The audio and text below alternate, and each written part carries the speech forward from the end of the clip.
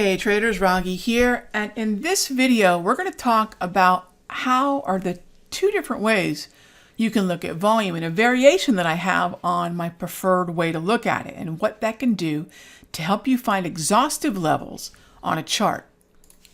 So volume is typically looked at the way I have volume right here on the screen, and that is in the traditional, what I call time-based way. In other words, each candle shows how much volume occurred at each level. And that's probably the most popular way to look at volume. And probably the most popular interpretation of that is if we see higher volume or some sort of volume breakout, that's indicative of more movement in the direction of price. And that's not entirely incorrect. Clearly, it's helpful and probably the most popular way people look at volume. But there's another way to look at volume that I think is far more powerful. And that is to look at volume based on how much volume occurred at a particular price. So it's really the difference between a price-based assessment of how much volume occurred at, say, 31,000 versus how much volume occurred at, say, 130.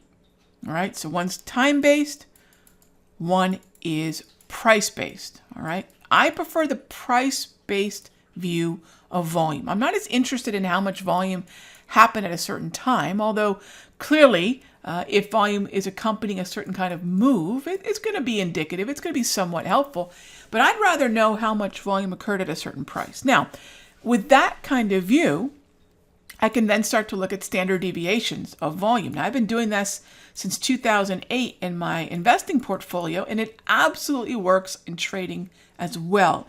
And that's to look at the standard deviation of volume by using the volume weighted average price. Now, let me show you, this is where the rubber meets the road. When the markets are selling off like they were this morning, we're going to moving lower, moving lower, moving lower, moving lower.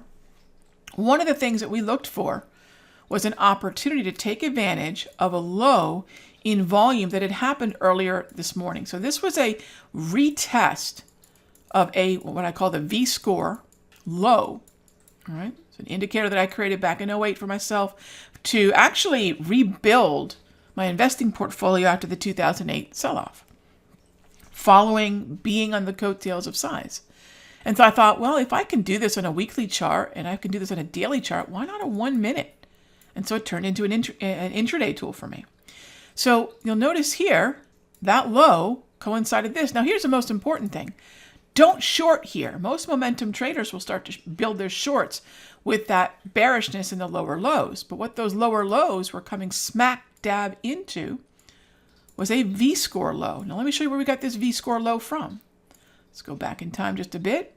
What we do is we track these lows according to what happened around 7 a.m. I anchor these to 7 a.m., low here, and as long as this market isn't structured as a downtrend, which it wasn't, that is an opportunity to get long. But you can't do this with these levels. Look, these levels didn't tell me anything, did they?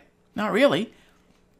What told me what the markets were going to do was not time-based volume, right? What this is, it was actually price-based volume, and more specifically, the standard deviation of the volume-weighted average price. So think about that in your trading. How can you use price-based volume, something more akin to, say, volume profile, which I'm a huge fan of, or the VWAP, which clearly I'm a big fan of. And these are some of the key tools that I use in my trading. Hope it helps. Give it a try, and I'll see you in the next update.